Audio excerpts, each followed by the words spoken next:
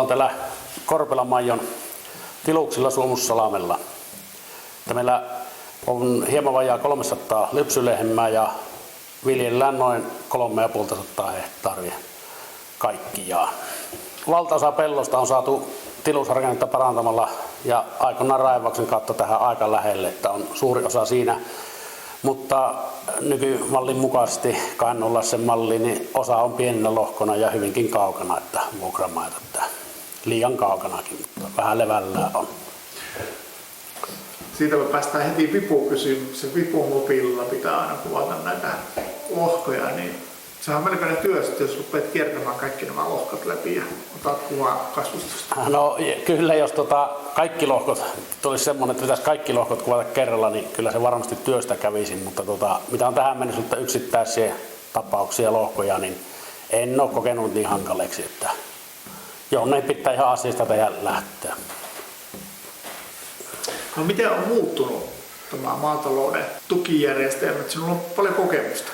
No joo, minun viljelijäuran aikana niin tukijärjestelmät on ollut tosi suurissa muutoksissa ja tuntuu, että kaikki katse on muuttunut muutamaan kertaan, mutta sitä on jotenkin tottunut siihen nykyisen kaltaiseen malliin ja ollaan tavallaan sinut sen järjestelmän kanssa, että siellä on tavallista päivittäistä toimintaa tilalla tai vuosittaista, että tulee hyvin mieleen ne ensimmäiset tukihaut jopa 90-luvun puolelta muista ja vuosituhannen alusta, niin se oli semmoinen stressin paikka ja yleinen stressi ja lehti se kirjoittelu, että miten tästä selvittää, mutta kyllä nykyään asiantuntevien neuvojien avustuksella niin se on aivan rutiinilla mennyt, että ei kyllä tarvitse enää jännittää.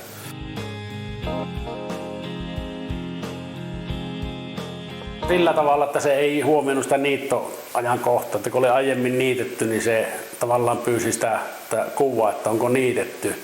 Ja se oli jo kerran niitetty paljon aikaisemmin, että ei silläkin ole ihan täydellisesti sujunut, mutta ei sitä kuvaa otettiin ja selityksiä vielä, että kyllä se on niitettynä, niin kyllä niistä sillä selvittiin aivan hienosti.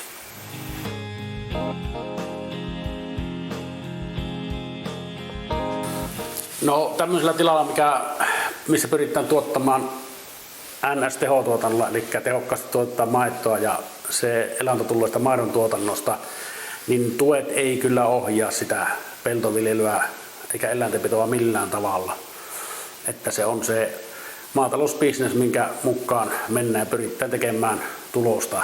Että ehkä tilanne on eri sellaisella tilalla, jolla ei se tulonmuodostus siltä tuotteen kautta, vaan peltoja lähinnä viljellään ja niitellään. Siellä se voi olla, että eri tukimuodot tulee paremmin kysymyksessä.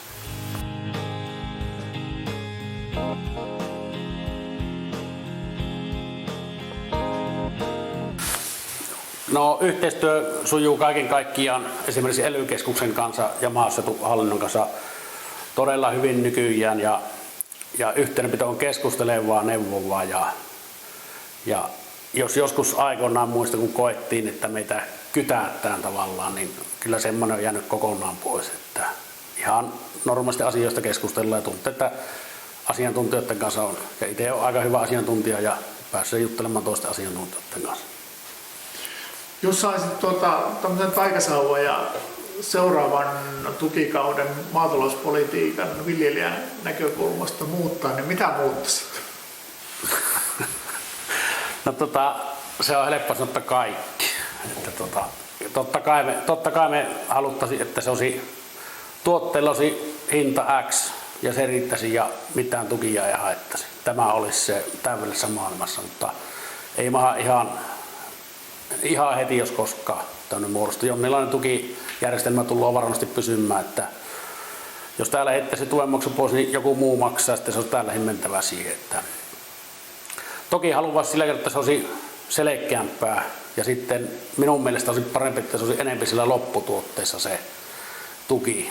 Että tämä jopa mahdollistaa semmoista tietynlaista keinottelua, että voit maata ja peltoa omistamalla niin saa tukirahaa. Eli sehän on pois niin kuin sitä lopputuotteen tuottajalta se raha.